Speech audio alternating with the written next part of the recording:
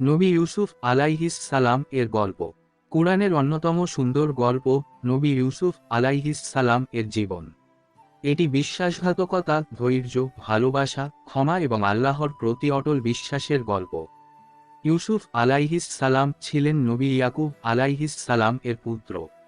এক রাতে তিনি স্বপ্ন দেখলেন যে 11টি তারা, সূর্য এবং চাঁদ তার সামনে সিজদা করছে। তিনি যখন এ স্বপ্ন তার পিতাকে বললেন, তখন ইয়াকুব আলাইহিস সালাম তাকে এ স্বপ্ন তার ভাইদের থেকে লুকিয়ে রাখতে বললেন, কারণ তারা ঈর্ষা করবে। ঈর্ষার কারণে ইউসুফ আলাইহিস সালাম এর ভাইয়েরা তার বিরুদ্ধে ষড়যন্ত্র করল।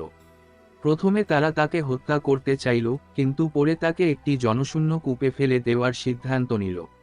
নির্জনভাবে ফেলে দেওয়া ইউসুফ আলাইহিস সালামকে একটি কাফেলা খুঁজে পায় এবং তাকে মিশরে গিয়ে দাস হিসেবে বিক্রি করে।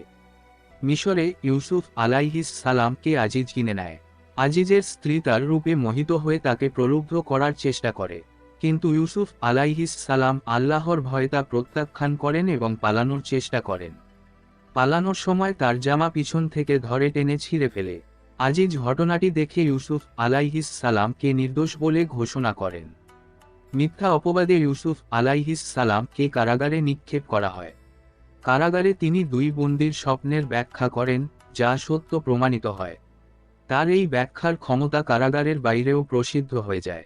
মিশরের বাদশাহ একটি অদ্ভুত স্বপ্ন দেখেন, 7টি মোটকা গাভীকে 7টি রুগ্ন গাভী খেয়ে ফেলছে এবং 7টি সবুজ শীষের পর 7টি শুকনো শীষ। কেউই এর ব্যাখ্যা দিতে পারে না। তখন কারাগার থেকে মুক্তি পাওয়া এক বন্দী বাদশাহকে ইউসুফ আলাইহিস সালাম এর ব্যাখ্যা দেওয়ার ক্ষমতা সম্পর্কে জানায়। ইউসুফ আলাইহিস সালাম স্বপ্নের ব্যাখ্যা দেন যে মিশরে 7 বছর সমৃদ্ধির পর 7 বছর দুর্ভিক্ষ আসবে। তার ব্যাখ্যায় সন্তুষ্ট হয়ে বাদশাহ তাকে মুক্তি দেন এবং মিশরের কোষাধ্যক্ষ নিযুক্ত করেন।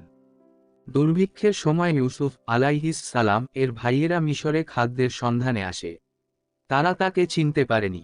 পরে ইউসুফ আলাইহিস সালাম তাদের পরিচয় প্রকাশ করেন এবং তাদের ক্ষমা করে দেন। এরপর তিনি পুরো পরিবারকে মিশরে বসবাসের আমন্ত্রণ জানান। ইউসুফ আলাইহিস সালাম এর গল্প আমাদের শেখায় যে ধৈর্য এবং আল্লাহর ওপর ভরসা কখনো বৃথা যায় না। কঠিন সময়ের পর বিজয় তাদেরই হয়, যারা আল্লাহর ওপর আস্থা রাখে। তার ক্ষমাশীলতা, প্রজ্ঞা এবং আল্লাহর প্রতি আনুগত্য আমাদের জন্য একটি অনুকরণীয় দৃষ্টান্ত।